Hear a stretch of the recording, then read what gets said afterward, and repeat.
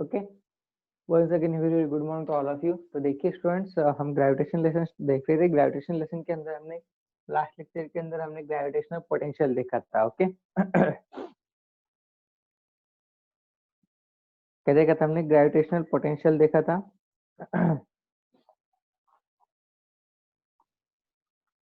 एक शॉर्ट में मैं रिवाइज करता हूँ कि इस लेक्चर के अंदर हमने क्या क्या देखा है। Okay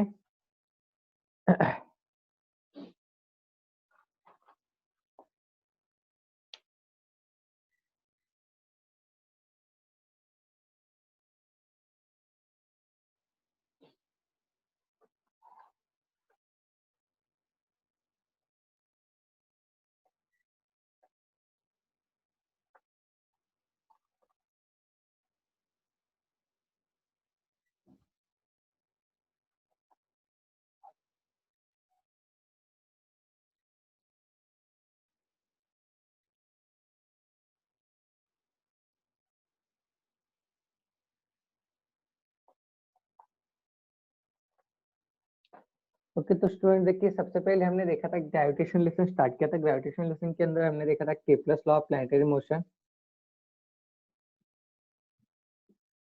Kepler's law of planetary motion.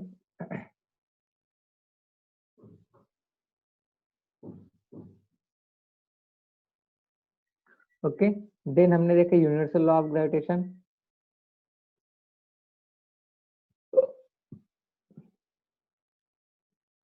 Universal law of gravitation.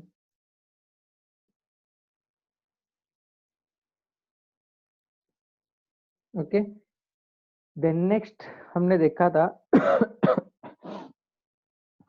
अब ये जो Kepler's law of planetary motion थी, इसके अंदर हमने 3 लॉज देखे थे, Kepler's first law, second law, third law.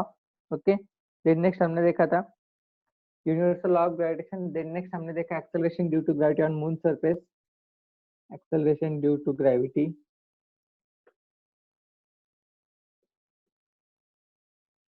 On moon surface.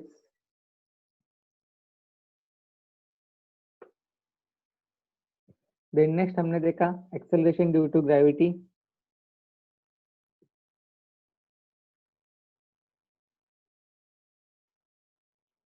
On earth surface. Okay, then next हमने देखा variation in acceleration due to gravity,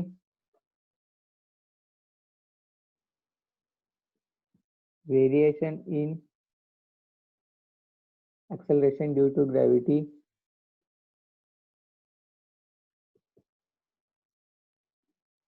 at height, comma depth, then next at rotation. Okay, then next उसके बाद okay उसके बाद क्या देखा था हमने? वेरिएशन के बाद ओके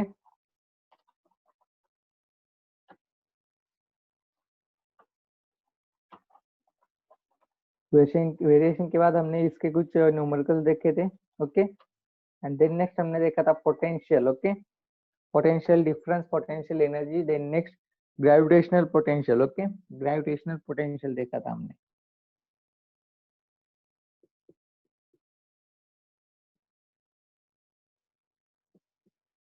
ग्रेविटेशनल पोटेंशियल। ओके, तो यहाँ तक हम आ चुके हैं ग्रेविटेशनल पोटेंशियल तक। अब नेक्स्ट पॉइंट है आपका इसके आगे का ग्रेविटेशनल पोटेंशियल एनर्जी। ओके, तो इतना सारा पॉइंट हम आप तक देख चुके हैं इस लेसन के अंदर। ओके, अब नेक्स्ट इसके बाद आपके 2-3 पॉइंट बाकी रहते हैं, जो कि आज का पॉइंट है आपका gravitational potential energy. Then next है escape velocity, then next time period of satellites, and then next orbital velocity, current critical velocity. ऐसे छोटे छोटे 4 to 5 पॉइंट्स आपके बाकी है। जो कि आपके अगले 2-3 दिन के अंदर कवर हो जाएंगे। ओके, फिलहाल थियोरटिकल पोर्शन जो है, फिलहाल हमने 75% थियोरटिकल पोर्शन इस लेसन का कंप्लीट कर लिया है। ओके, आज का डेरिवेशन होने के बाद, आज का डेरिवेशन है आपका ग्रेविटेशनल पोटेंशियल एनर्जी। ओके, तो फिलहाल इतना हमने इस लेसन के अंदर देखा है। ओके, देन नेक्स्ट, अब इसके आगे, ओके, नेक्स्ट पॉइंट है आपका ग्रेविटेशनल पोटेंशियल एनर्जी। ओके, मेरी वाइस सबको आ रही है क्या?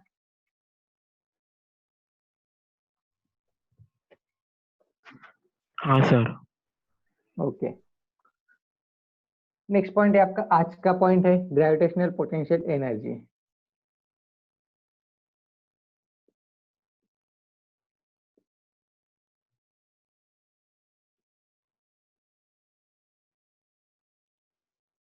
Gravitational potential energy. Okay, and एक और बात है, इस इंपॉर्टेंट बात है इस लेसन के अंदर। ओके, आपको थियोरेटिकल पोर्शन मैंने कम राइट कर दिया है, क्योंकि इस लेसन के अंदर ज्यादा डेरिवेशन है, तो डेरिवेशन मैंने आपको सारे एक्सप्लेन कर दिए हैं।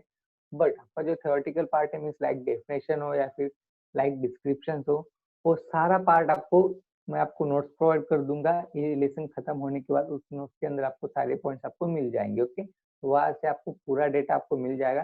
फिलहाल आप क्या करो, फिलहाल ये जो डेरिवेशन में आपको हर एक दिन ले रहा हूँ, ये डेरिवेशन सिर्फ आपको अच्छे से अंडरस्टैंड होने चाहिए। ओके, बाकी का थियोरेटिकल पोर्शन, डेफिनेशन वगैरह वगैरह वो आपको नोट्स के अंदर मिल जाएंगे। ओके, नोट्स फिलहाल चालू है टाइपिंग करना, जैसे लेसन खत्म हो जाएगा वैसे ही आपके नोट्स भी फिनिश हो जाएंगे। ओके, फिर मैं आपको सेंड कर दूंगा।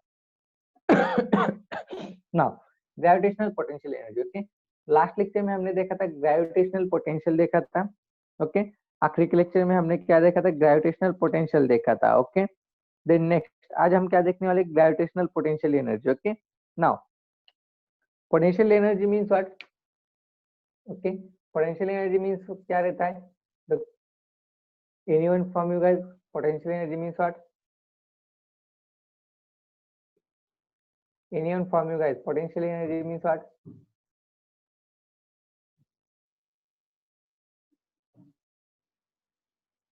हाँ, anyone from you guys? General potential energy, सिर्फ पोटेंशियल एनर्जी मीन्स क्या रहता है वो बोलो चलो। उस दिन किसी ने तो बोला था, 2 दिन पहले हमने जब लेक्चर लिया था तब किसी ने बोला था, पोटेंशियल एनर्जी का डेफिनेशन बोला था। Hello sir. हाँ बोलो। The energy stored in an object because of its position or state. Okay, energy store in object due to its position और स्टेट और configuration. Okay, means what, energy हाँ possessed by the body due to its configuration, due to its state और due to its position। जो energy store किया जाएगा उसके position की वजह से या फिर कॉन्फ़िगरेशन की वजह से, उस एनर्जी को हम क्या कहेंगे, पोटेंशियल एनर्जी कहेंगे। इसका पोटेंशियल एनर्जी का बेस्ट एग्जांपल क्या है, स्प्रिंग। ओके, स्प्रिंग के अंदर जो एनर्जी स्टोर रहती है वो कौन सी रहती है, पोटेंशियल एनर्जी रहती है। ओके, स्प्रिंग के अंदर। ओके, तो आज हम क्या करने वाले, ग्रेविटेशनल पोटेंशियल एनर्जी हम देखने वाले। क्या? Gravitational potential energy. ओके, बहुत सिंपल है, इसका डेरिवेशन इससे पहले भी आपने देख चुका हो। ओके, आप सभी इसका डेरिवेशन इससे पहले देख चुके हैं। ओके, बहुत सिंपल डेरिवेशन, इससे पहले इसका डेरिवेशन आप सभी ने देख चुके हैं, इससे पहले के लेक्चर में, दैट इज ग्रेविटेशनल पोटेंशियल के अंदर सेम डेरिवेशन आता है, सिर्फ थोड़ा सा चेंज आता है। Okay, but before we start the derivation we have to know about some basic concept. Okay, that is what basic concepts। okay, means what, अब देखिए gravitational potential energy, gravitational potential energy अगर आपको find out करनी है तो single mass की जो gravitational potential energy रहती है for a single mass, okay, इसकी जो ग्रेविटेशनल पोटेंशियल एनर्जी रहेगी वो ग्रेविटेशनल पोटेंशियल एनर्जी कितनी रहेगी, 0 रहेगी। ओके, क्या सिंगल मास की ग्रेविटेशनल पोटेंशियल एनर्जी क्या रहती है, 0। चाहे तो इस सेंटेंस को आप नोट कर सकते हो। Okay, single mass having gravitational potential energy 0। okay, single mass having gravitational potential energy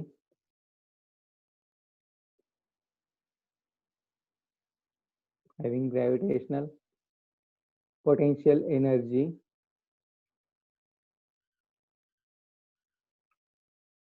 is 0।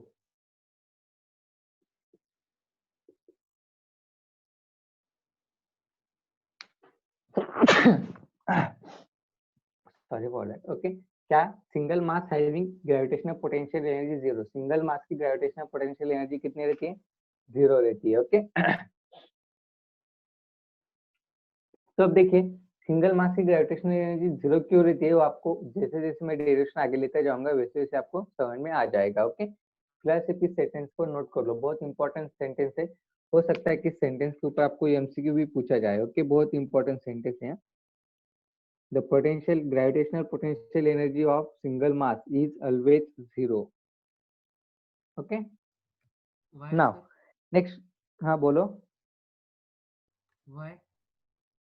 हाँ, इसका पीछे का जो रीजन है वो रीजन जैसे जैसे मैं डेरिवेशन को आगे लेते जाऊंगा वैसे वैसे आपको इसका रीजन क्लियर होता जाएगा। ओके, डेरिवेशन सॉल्व करते समय इसका रीजन आपको क्लियर हो जाएगा। ओके, नाउ अब देखो ये होगा सिंगल मास की gravitational potential energy. Okay, but आपको सिंगल मास की gravitational potential energy find out ही नहीं करनी है। क्यों फाइंड आउट नहीं करनी? क्योंकि साइंटिस्ट ने कह चुका है कि सिंगल मास की ग्रेविटेशनल एनर्जी क्या रहती है? जीरो रहती है। मतलब आपको सिंगल मास की ग्रेविटेशनल एनर्जी फाइंड आउट कर तो कोई फायदा नहीं। आपको क्या करना है? डबल मास की क्या करनी है? आपको ग्रेविटेशनल एनर्जी फाइंड आउट करनी है। ओके, अब देखिए डबल मास मीन्स व्हाट? दो बॉडीज की ग्रेविटेशनल एनर्जी आपको फाइंड आउट करनी है। ओके, फॉर एग्जांपल अब देखिए ग्रेविटेशनल एनर्जी, सिंगल मास की ग्रेविटेशनल एनर्जी तो जीरो थी, बट आपको ग्रेविटेशनल एनर्जी तो फाइंड आउट करनी थी। तो इसके लिए साइंटिस्ट ने क्या किया? एक रेफरेंस पॉइंट लिया। ओके, क्या किया? एक रेफरेंस पॉइंट लिया, इंफिनिटी पॉइंट। ओके, वहां पर उन्होंने ऐसा एज्यूम किया कि वहां पर जो ग्रेविटेशनल एनर्जी रहेगी वो ग्रेविटेशनल एनर्जी क्या रहेगी? आपकी जीरो रहेगी। ओके, वहां पर जो ग्रेविटेशनल एनर्जी रहेगी वो ग्रेविटेशनल एनर्जी क्या रहेगी? जीरो रहेगी। And then next according to reference of that point हम यहाँ की ग्रेविटेशनल एनर्जी फाइंड आउट कर सकते हैं। Okay, means what? देखो फॉर एग्जांपल ये क्या है आपका ग्रेविटेशनल, ये आपका इंफिनिटी पॉइंट है। अब इस इंफिनिटी पॉइंट पर जो आपकी ग्रेविटेशनल एनर्जी रहेगी that is U is equal to always zero. ऐसा क्या करना है? आपको एज्यूम करना है। एक स्टैंडर्ड एजम्पशन है, कहाँ पर भी जो आप किसी भी किताब के अंदर जाओ, किसी भी बुक के अंदर जाओ, किसी भी ऑथर के अंदर पास जाओ, किसी भी फिजिक्स के प्रोफेसर के पास जाओ, सभी यही कहेंगे अगर ग्रेविटेशनल पोटेंशियल एनर्जी आपको फाइंड आउट करनी है आपको एक स्टैंडर्ड या फिर रेफरेंस पॉइंट आपको एज्यूम करना पड़ेगा दैट इज इंफिनिटी। और वहां पर आपको पोटेंशियल एनर्जी जो है वो ग्रेविटेशनल पोटेंशियल एनर्जी आपको जीरो एज्यूम करनी पड़ेगी। अगर आप इसे जीरो एज्यूम करते हो तभी आप यहाँ पर gravitational potential energy find out कर सकते हो। ओके, ऐसा क्यों? क्योंकि इससे पहले के लेक्चर में भी हमने देखा था ग्रेविटेशनल पोटेंशियल अगर आपको फाइंड आउट करना है तो ग्रेविटेशनल पोटेंशियल फाइंड आउट करने के लिए आपने एक रेफरेंस पॉइंट रखा था दैट इज इंफिनिटी। और वहां पर आपका जो ग्रेविटेशनल पोटेंशियल था वो भी आपने जीरो एज्यूम किया था। So that's why in also gravitational potential energy we have to assume that infinity point, infinity point पर जो आपकी ग्रेविटेशनल पोटेंशियल एनर्जी रहेगी वो आपकी ऑलवेज जीरो रहेगी। ऐसा आपको एज्यूम करना है, एक स्टैंडर्ड अजम्पशन है। ओके, नाउ अब यहाँ पर क्या है? इंफिनिटी पॉइंट आपने एज्यूम कर लिया। ओके, नाउ अब मुझे बोलो फॉर एग्जांपल ये क्या है आपका? बॉडी वन है, ये क्या है आपका? बॉडी टू है। ओके, ये हो गई कंडीशन ए। ओके, नाउ अब आपकी ग्रेविटेशनल पोटेंशियल एनर्जी कब कैलकुलेट होगी? ओके, अब देखिए आपकी ग्रेविटेशनल पोटेंशियल एनर्जी कब कैलकुलेट होगी? जब आपके ये दो बॉडीज एक दूसरे के साथ कनेक्टेड रहेगी। ओके, जब ये दो बॉडी एक दूसरे के साथ कनेक्टेड है एंड इस कनेक्टेड पोजीशन से जब वो सेपरेट हो जाएंगे तब यहाँ पर ग्रेविटेशनल पोटेंशियल एनर्जी आप फाइंड आउट कर सकते हो। Okay, means what? ये हो गई कंडीशन बी। ओके, अब यहाँ पर दो बॉडीज का एक दूसरे को कनेक्टेड है। ओके, बट जैसे ही इसके ऊपर हम फोर्स अप्लाई करेंगे, जैसे ही ये दो बॉडीज यहाँ से एक दूसरे से अलग अलग हो जाएंगे तो यहाँ पर इन दोनों के बीच में क्या होगा? ग्रेविटेशनल पोटेंशियल एनर्जी क्रिएट होगा। और इन दोनों के बीच में जो ग्रेविटेशनल पोटेंशियल एनर्जी क्रिएट होगा वही ग्रेविटेशनल पोटेंशियल एनर्जी हमें क्या करना है? फाइंड आउट करना है। वो किस तरह से फाइंड आउट करते हो हम देखेंगे। ओके, बहुत सिंपल डेरिवेशन है, सिर्फ इसके का पीछे का कंसेप्ट समझ लो। डेरिवेशन बहुत सिंपल है, डेरिवेशन इससे पहले भी हमने सॉल्व किया है, सिर्फ इसके पीछे का कंसेप्ट एक बार समझ लो। ओके, अब देखिए दो पॉइंट मासेस के बीच में का जो ग्रेविटेशनल पोटेंशियल एनर्जी आता है। ओके, दो पॉइंट मासेस के बीच में का जो ग्रेविटेशनल पोटेंशियल एनर्जी आता है वो ग्रेविटेशनल पोटेंशियल एनर्जी आपका आता है capital U is equal to minus G m1 into m2 divided by r, okay, where r is the distance between these two point masses, okay, इन दो point masses के बीच में का डिस्टेंस r है और इनका ग्रेविटेशनल पोटेंशियल एनर्जी कितना आता है -gm1 into m2 divided bye r, okay. अब ये आपको प्रूफ करना है ये कहाँ से आता है, क्या करना है, ये आपको प्रूफ करना है कि ये कहाँ से आता है, ओके। तो देखिए उसके लिए अगर आपको प्रूफ करना है तो उसके लिए आपको क्या करना पड़ेगा, जो चेंज इन पोटेंशियल एनर्जी रहेगा, चेंज इन पोटेंशियल एनर्जी आपको फाइंड आउट करना पड़ेगा, okay. Change in potential energy find out करना पड़ेगा मींस क्या, change in potential energy, okay. यहाँ पर देखो change in potential energy, change in potential energy means what, यहाँ पर दो बॉडीज आपको दिखाई दे रहे हैं। Change in potential energy means what, potential energy of final potential energy minus initial potential energy, क्या final potential energy minus initial potential energy mean जब दो बॉडीज यहाँ पर रहेगी ये क्या हुआ, इन दोनों के बीच में का इनिशियल पोटेंशियल एनर्जी होगा। जब ये यहाँ से सेपरेट हो जाएंगी तब जो पोटेंशियल एनर्जी रहेगी वो कौन सी रहेगी, फाइनल पोटेंशियल एनर्जी रहेगी। तो देखिए फिजिक्स के अंदर ग्रेविटेशनल पोटेंशियल एनर्जी अगर आपको फाइंड आउट करना है तो उसके लिए आपको क्या करना पड़ेगा, change in potential energy find out करना पड़ेगा। जैसे आप change in potential energy find out करके वैसे ही आपको potential energy, gravitational potential energy आपको मिल जाएगी। क्योंकि अगर ग्रेविटेशनल पोटेंशियल एनर्जी अगर आपको फाइंड आउट करनी है तो इसका मतलब आपको changing gravitational energy find out करना है। And changing gravitational energy find out करने के लिए आपके पास एक फॉर्मूला रहता है, वो फॉर्मूला है आपका क्या, change in potential energy. Change in potential energy is equal to क्या फॉर्मूला रहता है आपका, work done of negative of work done, negative of work done, okay, work done of conservative initial force, okay, work done of conservative initial force, conservative initial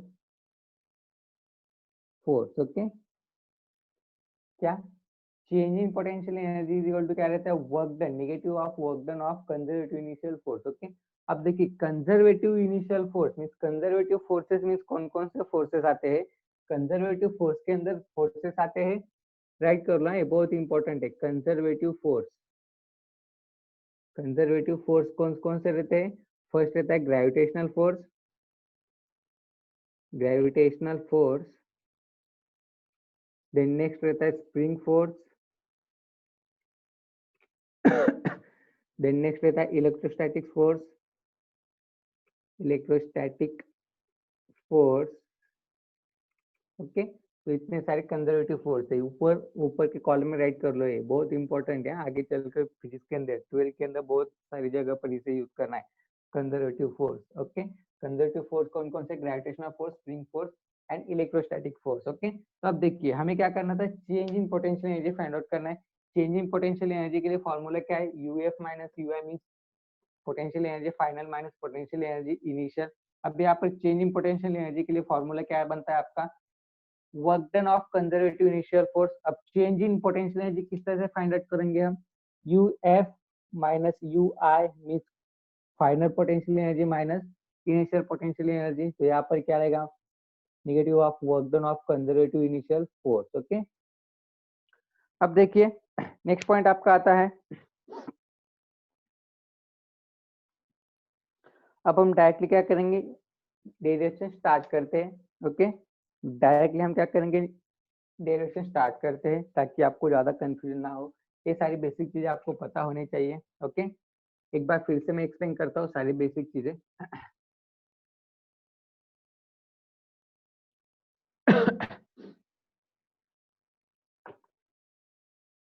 okay, for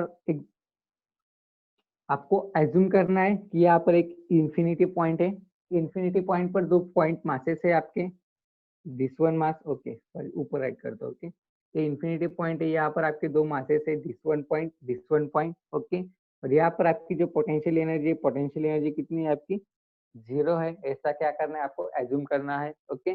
0 है ऐसा आपको assume करना है, but okay 0 है ऐसा आपने assume किया, but according to formula, okay, according to formula means what, change in potential energy, okay, change in potential energy is equal to क्या रहता है, change in potential energy is equal to क्या रहता है, माइनस ऑफ, अभी आप हमने क्या लिया था, कंजर्वेटिव इनिशियल फोर्स लिया था नीचे, conservative initial force, conservative initial force कौन कौन से रहते हैं, फर्स्ट है ग्रेविटेशनल फोर्स, सेकंड है स्प्रिंग फोर्स, थर्ड है इलेक्ट्रोस्टैटिक फोर्स। फिलहाल हम लेसन कौन सा देख रहे हैं, ग्रेविटेशनल फोर्स देख रहे हैं। तो इन कंजर्वेटिव फोर्स में से हम कौन सा फोर्स यूज करेंगे, ग्रेविटेशनल फोर्स। तो यहाँ पर वर्क डन कौन सा रहेगा, वर्क डन ऑफ किसका, work done of gravitational force in bringing the each mass from infinity, okay, work done of negative of work done of gravitational force, gravitational force in bringing each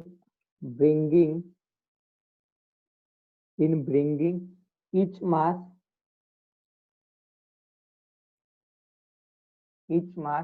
from infinity, okay।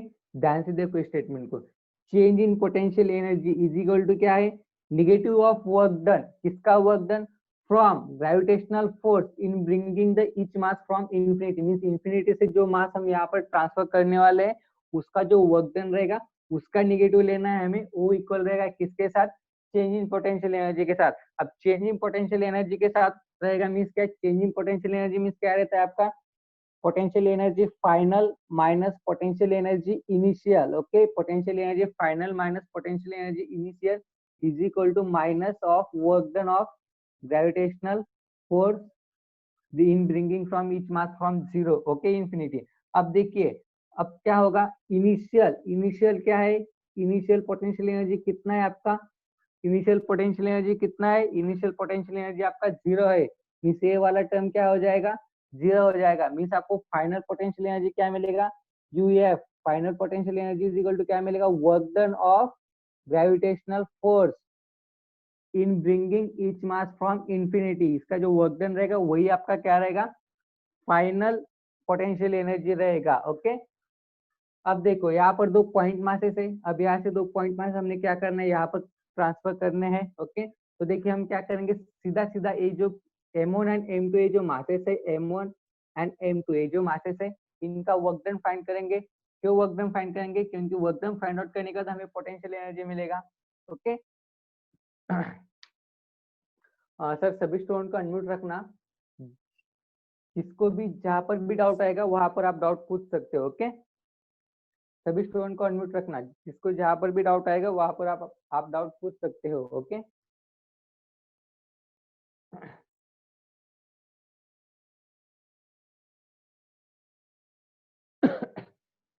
किया क्या sir unmute सबको,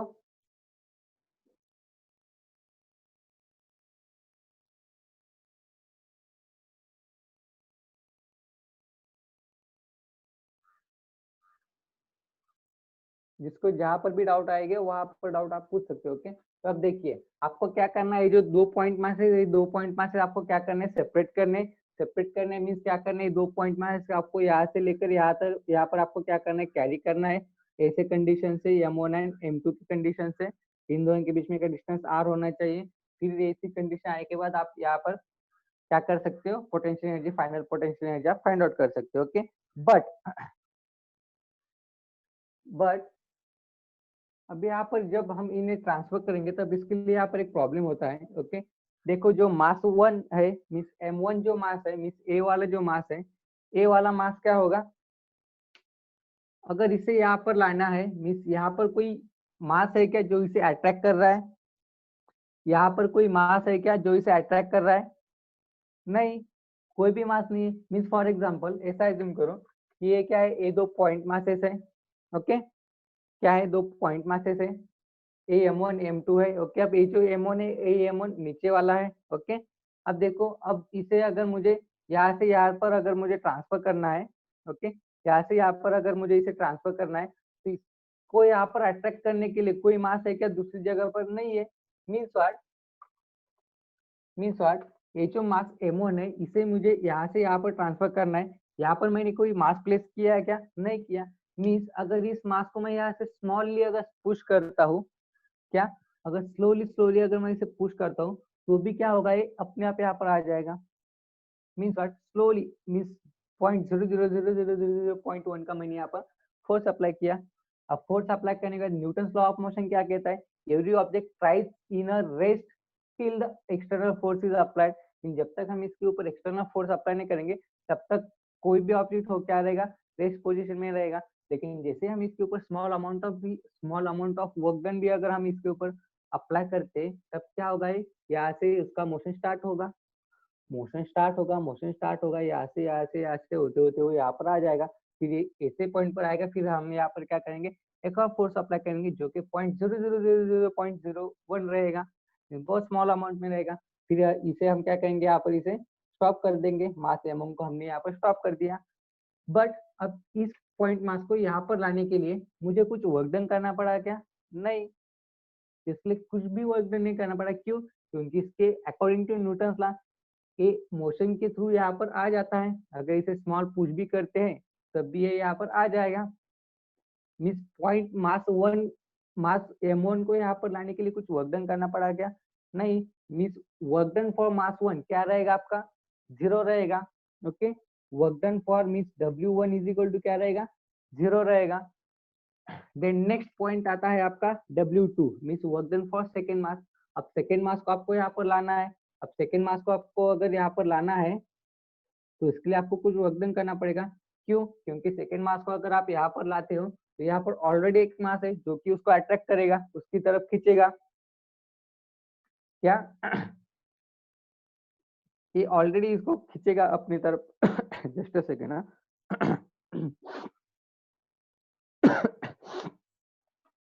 okay, हाँ।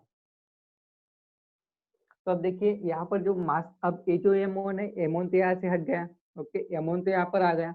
अब रहा M2, M2 को हमें यहाँ से यहाँ पर लाना है। ओके, बट इस M2 के ऊपर कौन सा फोर्स अट्रैक्ट होगा? ये जो मास है वो मास इसको अट्रैक्ट करेगा।